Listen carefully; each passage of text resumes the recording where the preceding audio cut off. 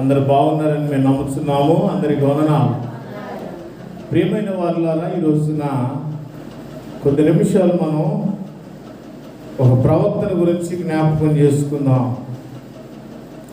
చాలా రోజుల నుంచి ఆ ప్రవక్తన గురించి జ్ఞాపకం చేసుకుందామని ఆశపడాము. ఈ రోజున ఒక ప్రవక్త ఆయన చేసిన పనులు, ఆయన చేసిన ప్రార్థన, ఆయన చేసిన విషయాలను మనం కొద్ది నిమిషాలు జ్ఞాపకం చేసుకుందాము. చూడండి, బైబిల్ గ్రంథంలో నుంచి, పరిశుద్ధ బైబిల్ గ్రంథంలో నుంచి మొదటి రాజుల గ్రంథము 17వ అధ్యాయము 1వ వచనం నుంచి చదువుకుందాం. చదవండి. అంతట గిలాదు కాపురస్తుల సంబంధియును తిష్బీడైన ఏలియా అహాబు నొద్దకు వచ్చి,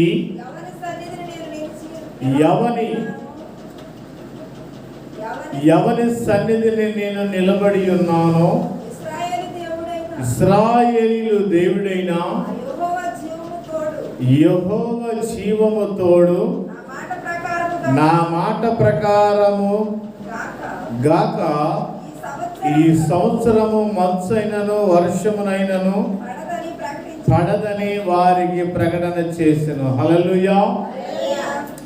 భక్తుడైన ఏలియా ప్రవక్త అండి. ఈయన చాలా పెద్ద ప్రవక్త.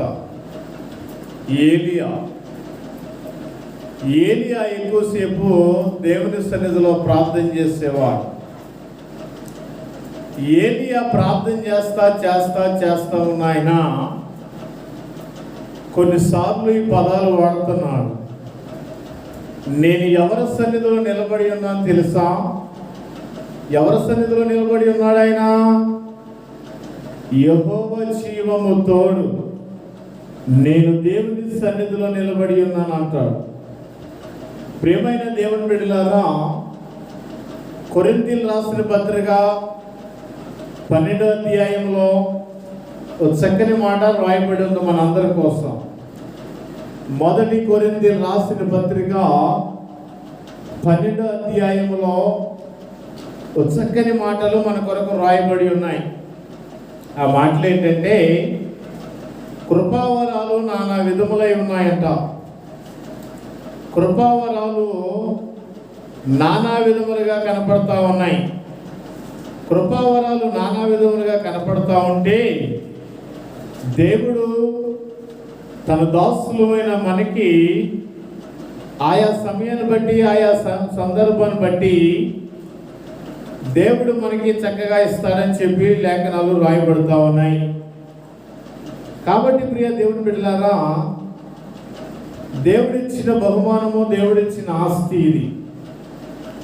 ఈ కృపావరాల్లో తెలుగులో మాట్లాడుకుంటే కృపావరాలు, ఇంగ్లీష్లో మాట్లాడుకుంటే టాలెంట్స్ అనేది మనం వాటిని అభివృద్ధి చేసుకోవాలి.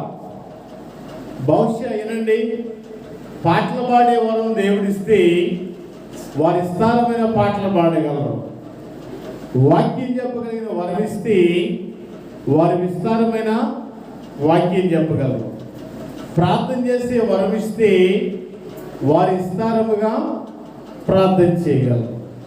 ఇట్లాంటి వరాలు దేవుడిస్తాడు. దేవుడిచ్చిన వరాలని బహుశా మనం ఏం చేసుకుంటున్నామంటే విడిచిపెట్టుకోవడం వలన మనం ఇంకా దేవుని యొక్క సేవకుల మీద నిందలు వేస్తాం. అయ్యగారు మా కొరకు గట్టిగా ప్రార్థన చేయలేదు, అయ్యగారు మా మీద మనస్సు పెట్టలేదు, అయ్యగారు మా పక్షాలను చూడలేదు, అయ్యగారు మమ్మల్ని చూడలేదు, అయ్యగారు వాళ్ళకి ఇష్టమైన వాళ్ళ ఇంటికే వెళ్తాడు, అయ్యగారు వాళ్ళ ఇష్టమైన వాళ్ళ ఇంటికే భోజనం చేస్తాడు. ఈ మాటలు తప్పించి దేవుడు మనకిచ్చిన కృపావరాలను మనం ఎలాగ ఉపయోగించుకోవాలనే ఆలోచన మాత్రం ఉండదు. ఎందుకని ఉండదు? ఒకసారి చదవండి ఆ మాట. తీసారా? మొదటి కొరింథీయులకు రాసిన పత్రిక 12వ అధ్యాయము 4వ వాక్యాన్ని మనం చదువుకుందాం. కృపావరములు నానా విధముగా ఉన్నవి గాని ఆత్మ ఒక్కడే, మరియు పరిచర్యలు నానా విధముగా ఉన్నవి గాని ప్రభు ఒక్కడే. నానా విధములైన కార్యములు కలవ గాని అందరిలోని అన్నిటిని జరిగించే దేవుడు ఒక్కడే. అది చదవండి. అయినను ప్రతి వానికి ఆత్మ ప్రత్యక్షత అనుగ్రహింపబడుచున్నది. ఏమండి, కృపావరాలు ఇప్పుడు మాట్లాడుకుందాం. ఎలా అనగా, ఒకనికి ఆత్మ మూలముగా బుద్ధి వాక్యం, మరి ఒకనికి ఆ ఆత్మను అనుసరించు జ్ఞాన వాక్యం, మరి ఒకనికి ఆత్మ వలననే విశ్వాసము, మరి ఒకనికి ఆ ఒక్క ఆత్మ వలననే స్వస్థతపరచు వరమును, మరి ఒకనికి అద్భుత కార్యములు చేయు శక్తియు, మరి ఒకనికి ప్రవచన వరమును, మరి ఒకనికి ఆత్మల వివేచన వరముయు, మరి ఒకనికి నానా విధములైన భాషలను, మరి ఒకనికి భాషలు అర్థము చెప్పు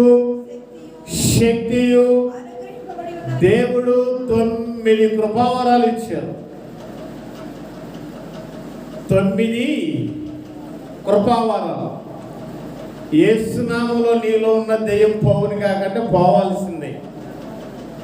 అంతకాడకి మనం తెచ్చుకోవాలి. అంతకాడకి తెచ్చుకుంటామా? తెచ్చుకోలేము. ఓ పాస్టర్ గారి భార్యకి దెయ్యం పట్టిందంట. ఒక అయ్యగారు పాస్టర్మ గారికి దెయ్యం పట్టింది. ఎందుకనో ఈ పోలవరం చర్చిలోకి వచ్చి అట్లా కుర్చీలో కూర్చొని కూర్చొని ఉన్నా. ఫోన్ చేసేది ఆయన, అయ్యా వందనాలండి అని. వందనాలు అయ్యా అన్న. నాకు చిన్న సలహా చెప్తారా అన్నాడు ఒక విశ్వాసి. ఏంటయ్యా అన్న.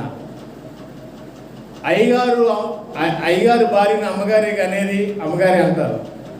ఆ అమ్మగారికి దయ్యం పట్టవచ్చా అన్నారు. ఇప్పుడు నేనేం చెప్పాలి చెప్పండి?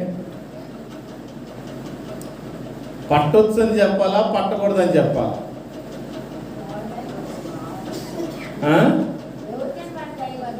ఎందుకు పడుతుంది?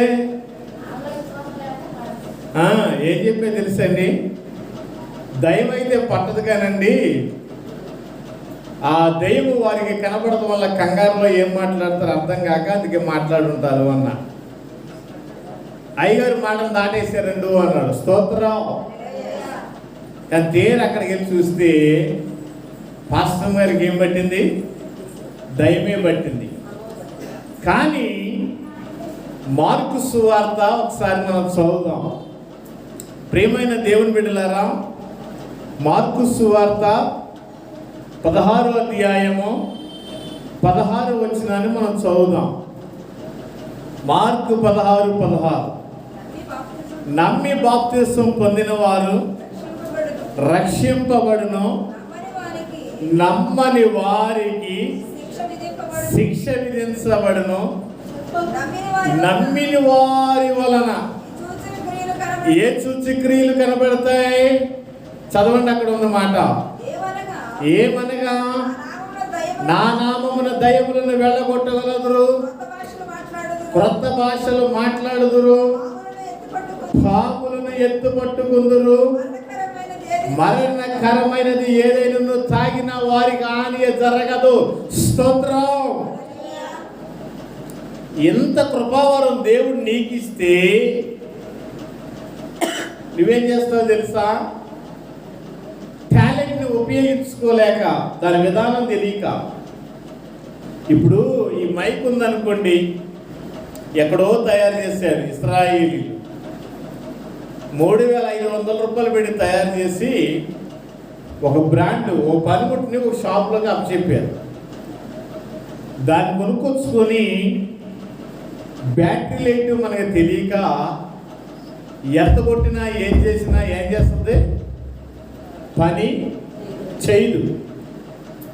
ఈ కార్డులు వేసుకున్న గొప్పతనం ఏంటంటే బ్యాటరీలు వేయాలి, రిసీవర్కి కార్డ్లెస్కి సిగ్నల్ రావాలి, రిసీవర్ నుంచి యాంప్లిఫైర్కి కనెక్షన్ ఇవ్వాలి, అప్పుడు మనం మాట్లాడే మాట ఇటువంటి బాక్స్లోకి బయటకు వస్తుంది.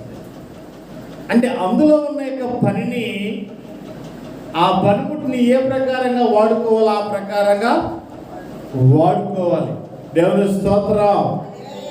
ఇప్పుడు ఈ టాలెంట్స్ ఇంగ్లీష్లో మాట్లాడుతున్న మాట, తెలుగులో మాట్లాడుకున్న విషయాలు ఏంటంటే పనితనము.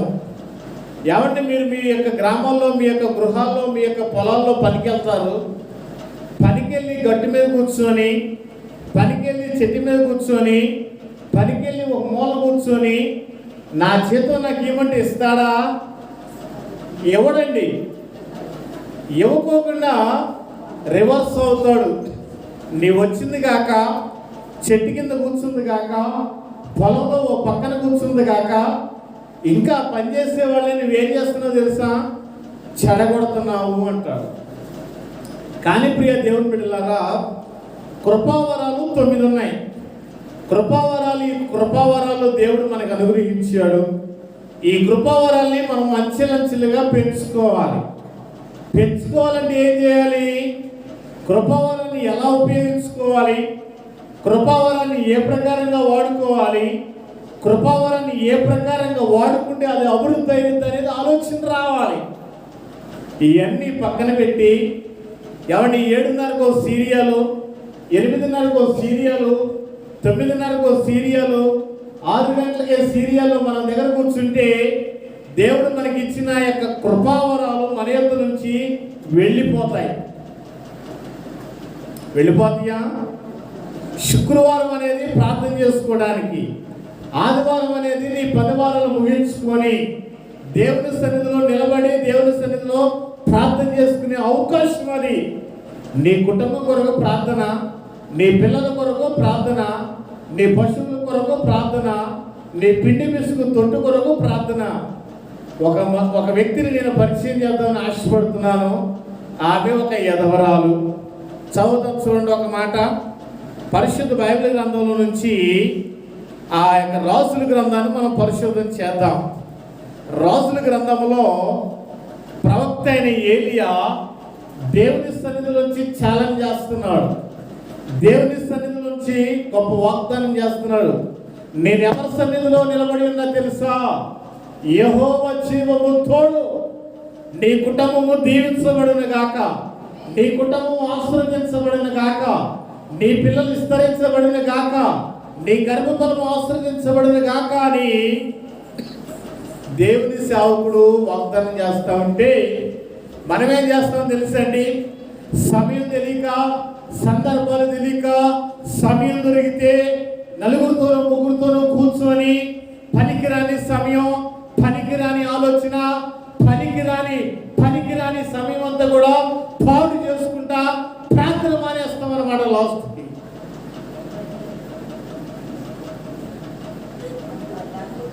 ఏమండి? అప్పుడు మనలో ఉన్న ఆత్మ ఏమైపోతుంది తెలిసి ఏడుస్తుంది. అనవసరంగా నేను ఏళ్ళ దగ్గరకు వచ్చానండి, నేను అనవసరంగా వీళ్ళ దగ్గరకు వచ్చిందని చెప్పి ఆత్మ తన ఆత్మలో ములుగుతుంటుందంట. ఎందుకని? ఆత్మను ఉపయోగించుకోవడం మనకు కుదరక. చదవండి, ప్రవక్త అని ఏలియా ఆ స్థలంలో ఏం చేస్తున్నాడు? గొప్ప వాగ్దానం ఇది. 13వ వచనం. అప్పుడు ఏలియా 17-13 వచనం. అప్పుడు ఏలియా ఆమెతో ఇట్లా, నేను భయపడవద్దు, పోయి నీవు చెప్పినట్లు చేయము. అయితే అందులో నాకొక చిన్న అప్పము మొదట చేసి నా యొద్దకు తీసుకొని రావాలను. ఒక్కసారి 10వ వచనం నుంచి 9వ వచనం నుంచి చదువుకుందాం. నిన్ను పోషించుటకు 17వ అధ్యాయము 9వ వచనం. నిన్ను పోషించుటకు అచ్చటనున్న ఒక వెధవరాలికి నేను సెలవిచ్చి తిన్ని. స్తోత్రం. సేవకులలో దేవుని చూడాలి. సేవకుల్లో ఎవరు చూడాలి? దేవుని చూడాలి. యాండి పొయ్యి మొదలుపెట్టిన కానుంచి పొయ్యి మీద దింపే అంతవరకు మనం ఎన్నిసార్లు ఎంగిల్ చేస్తాం. సంఖ్యాకాండంలో నిర్గమాకాండంలో స్పష్టంగా రాయబడింది, నీ వేసే అప్పమైనను నువ్వు పొంగిలించే అప్పమునైనను దాని రుచి చూడకూడదంట. పై మొదలుపెట్టి అంటించిన కానుంచి దింపేంత వరకే. స్తోత్రం. మొట్టమొదటిగా నువ్వేది వండినా సరే దానిని రుచి చూడక దేవుని మందిరంలోనికి గంపడ తీసుకెళ్ళి దేవుని మనస్సు దగ్గర సావుకుడి దగ్గర పెట్టాలంట. అది ఒక విధానమైన మంచిది. ఏలియాతో దేవుడు అన్నాడు, అయ్యా ఏలియా, నేను నీకు ఆజ్ఞాపిస్తున్నాను, ఆ ప్రాంతానికి బయలుదేరి వెళ్ళు గబగబా. అస్సలు భయపడవద్దు. నిన్ను పోషించడానికి ఒక చక్కని స్త్రీని ఏర్పాటు చేశారు. నువ్వెన్ని సంవత్సరాలు ఉంటావో, నువ్వెప్పటి వరకు ఉంటావో, నిన్ను చూసి ఆమె ఇసుకలో, ఆ ఇళ్లలో థియేటర్లు లేవు, ఆ ఇళ్లలో హోమ్ థియేటర్లు లేవు. వాళ్ళ పిల్లలు ఆమె పక్షాన ఉన్నారు. వాళ్ళ పిల్లలు ఆమె చెప్పినట్టు వింటారు. కూర్చోమంటే కూర్చుంటారు, లేకమంటే లెగుస్తారు. నేను ఈ మధ్యకాలంలో 3-4 పిల్లలు చూశాను. 3-4 చిన్న పిల్లలు చూశాను నేను. ఏమండి వాళ్ళ నాన్నగారు అంటాడు, ఏ అమ్మాయి, అమ్మగారు అయ్యగారు కనపడ్డారేమంట మన ముందు. మనం ఏం చేయాలి చెప్పండి? వాళ్ళకి మనం వాళ్ళకి మర్యాద ఇవ్వాలి. వాళ్ళు దేవుని పిల్లలు, దేవుని ప్రతినిధులు. వాళ్ళ ముందు మనం కూర్చోకూడదు. తప్పమ్మా, నాకు అనిపించింది. ఇప్పుడు మాలో ఎవరు చూశారు? ఆయన దేవుని చూశారు. ఇప్పుడు అందుకే ఆయన అంటున్నాడు, అబ్బాయి, నిన్ను పోషించటానికి ఆ గ్రామంలో నువ్వు ఎవరింటికి వెళ్ళవద్దు. నీకెదురుగా వస్తుంది, నిన్ను ఆమె ఎదుర్కొంటుంది, నీతో మాట్లాడద్దు, తన ఇంటికి నిన్ను తీసుకువెళ్ళద్దు, బయలుదేరి వెళ్ళు. చదవండి ఆ మాట. 10వ వచనం. అందుకు అతడు లేచి సారేపతనకు పోయి పట్టణము గౌరి యొద్ద రాగా ఒక విధవరాలు అచ్చట కట్టెలు ఏరుకొనుచు ఉండగా చూసి ఆమెను పిలిచి త్రాగుటకు పాత్రలో కొంచెం నీళ్లు తీసుకుని రమ్మని వేడుకొనగా ఆమె నీళ్లు తేబోసు ఉండగా అతడు ఆమెను మరలా పిలిచి, నాకు ఒక రొట్టెను నీ చేతితో చేసుకొని తీసుకురమ్మని చెప్పాను. దేవుని స్తోత్రం. ఎంత చక్కని వాగ్దానం అండి. ఆమె ఏమంటుంది తెలుసా? నేను అసలే పనికి వెళ్ళలేను, దాన్ని పనికి వెళ్ళలేక పొలలు ఎదుర్కోవడానికి వచ్చా. నేను ఇంటి దగ్గర 2 చిన్నపిల్లలు ఉన్నారు, చాలా చిన్నపిల్లలు. వాళ్ళిద్దరికి 2 అప్పాలు ఏమున్నాయి, 3 అప్పము లేదు, కనీసం నాకు కూడా లేదు. నీళ్ళు ఇవ్వమంటావా? ఇస్తాను. అప్పాలు ఇవ్వమంటావా? నా వల్ల కాదు, నాకు అసలు లేవే. అయ్యా, ఈ 2 అప్పాల్లో ఒక అప్పం నీకు ఇస్తే ఒక పిల్లోడు పోతుంటాడు. నా వల్ల కాదు బాబు, నేను ఇవ్వలేను, నన్ను క్షమించయ్యా అని చక్కగా సక్రమంగా మంచిగా ఆ తల్లి దైవజనుడైన ఎలీషాతో మాట్లాడుతూ ఉంది. అప్పుడు ఎలీషా ఉన్నాడు తెలుసండి, ప్రవక్త అయిన ఎలీషా. 13వ వచనం. అప్పుడు ఏలియా ఆమెతో ఎట్లా, భయపడవద్దు, పోయి నీవు చెప్పినట్లు చేయము. అయితే అందులో నాకు ఒక చిన్న అప్పము మొదటి చేసి నా యొద్దకు తీసుకుని రమ్మని, తరువాత నీకు నీ బిడ్డలకు అప్పములు చేసుకొనవలెను. స్తోత్రం. అయ్యా, అసలే నేను ఎవరిని? పేద విధవరాలిని. నా పిల్లలు కష్టపడి తీసుకొచ్చేంత వయసు వాళ్ళ దగ్గర లేదు.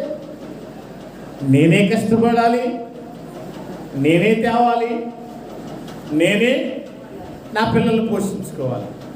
అంతకన్నా నా దగ్గర ఏమీ లేదయ్యా, ఇంత మాత్రం నన్ను మన్నించని అంటున్నారా? చూడండి 14 వచ్చిన ఏం రాయబడిందో.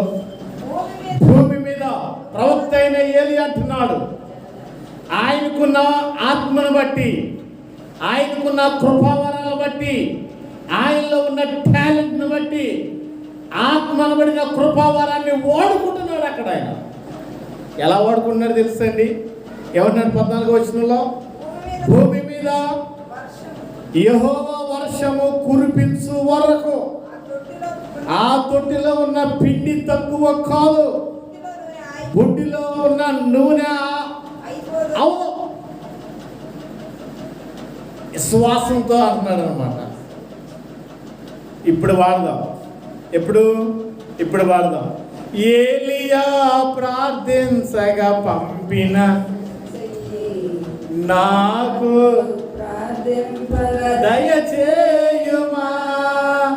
ఏలియా ప్రార్థించగా పంపిన శక్తి నేను ప్రార్థించగా దయచేయుమా. ప్రార్థించే నిన్ను చేరే భాగ్యమీయవా. ప్రార్థించే నిన్ను చేరే భాగ్యమీయవా. నిరంతరం ప్రార్థింపగ కృపనీయవా. నిరంతరం ప్రార్థింపగ కృపనీయవా. ప్రార్థనా శక్తి నాకు కావాలయా, నీ పరలోక అభిషేకం కావాలయా. హల్లెలూయా. ఏలియా ప్రార్థించగా పంపిన శక్తి నేను ప్రార్థించగా దయచేయము. ఎంత గొప్ప ఆశీర్వాదం అండి. ఎదరికెళ్ళా ఏం జరిగింది అక్కడ? 16 వచనం. యెహోవా ఏలియా ద్వారా సెలవిచ్చిన ప్రకారము తొట్టిలో ఉన్న పిండి తక్కువ కాలేదు, బుడ్డిలో ఉన్న నూనె అయిపోవలేదు. ఎప్పటి వరకు తెలుసండి? 3 సంవత్సరాల 6 నెలల వరకు. అంటే 3.5 సంవత్సరాల వరకు సారేపతుల గ్రామంలో ఉన్న యొక్క స్త్రీ యెహోవా మాట చొప్పున అటువంటి కార్యం ఆ స్థలంలో జరిగింది.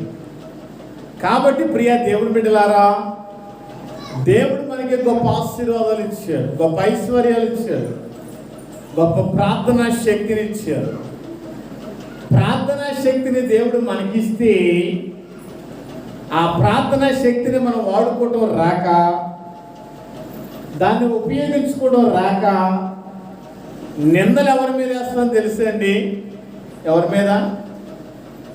మా అయ్యగారు మా కోసం కనిపెట్టి ప్రార్థన చేస్తే మేము ఎప్పుడూ డాబా పెట్టుకోవడమే.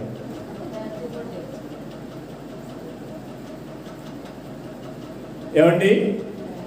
మా అయ్యగారు మా మీద మనసు పెట్టి ప్రార్థన చేస్తే మా పిల్లలు ఎప్పుడూ కార్లు కొనుగోలే. అయ్యగారు మనసు పెట్టి ప్రార్థన చేయడమే కానీ నేనల్లా. స్తోత్రం.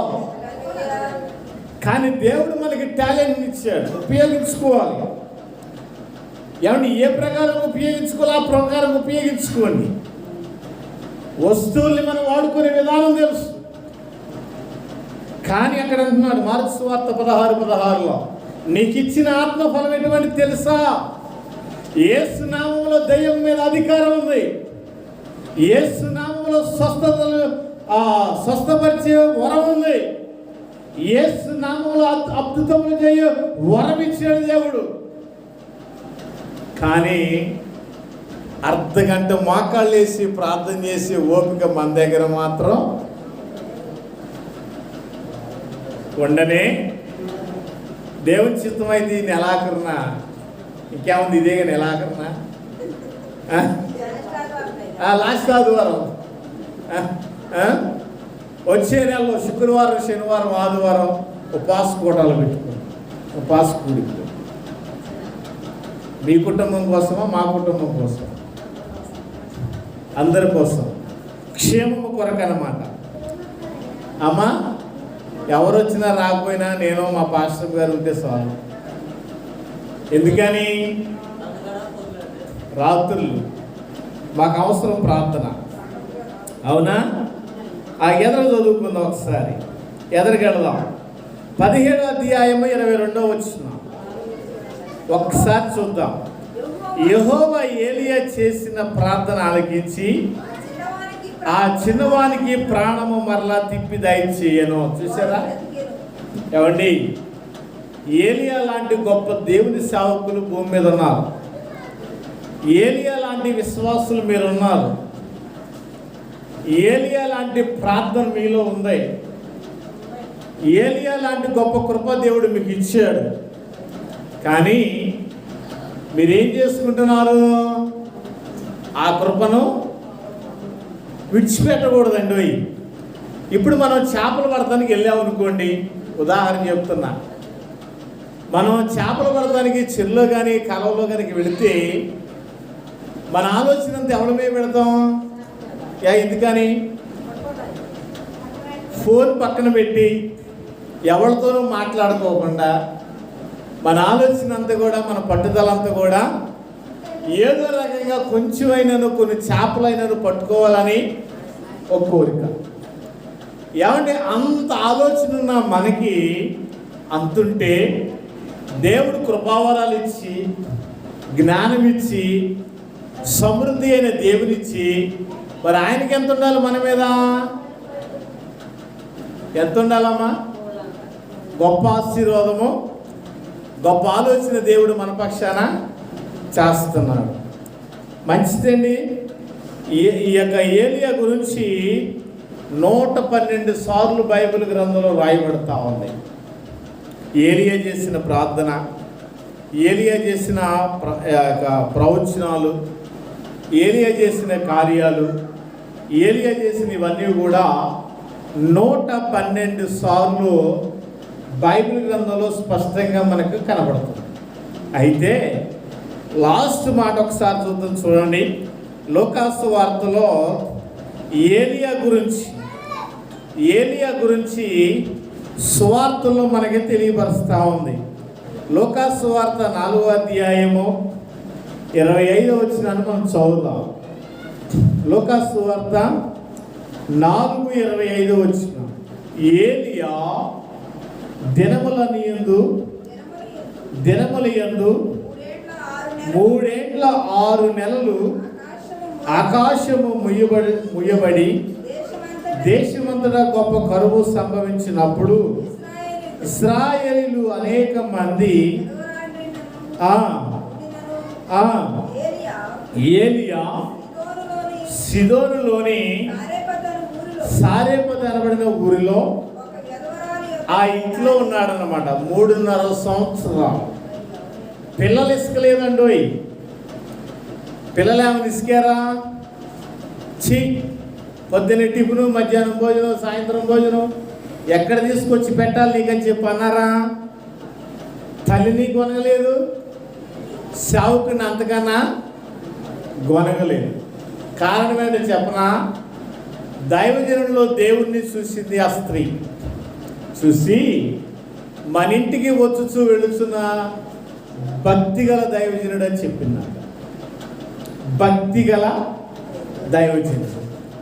ఏమన్నా అటువంటి భక్తి విశ్వాసంలో ఎక్కువగా ఉండాలి. ఎందుకని విశ్వాసంలో ఉండాలి తెలుసండి? సాతాను విశ్వాసం దగ్గరికి ఎక్కువ వస్తుంది.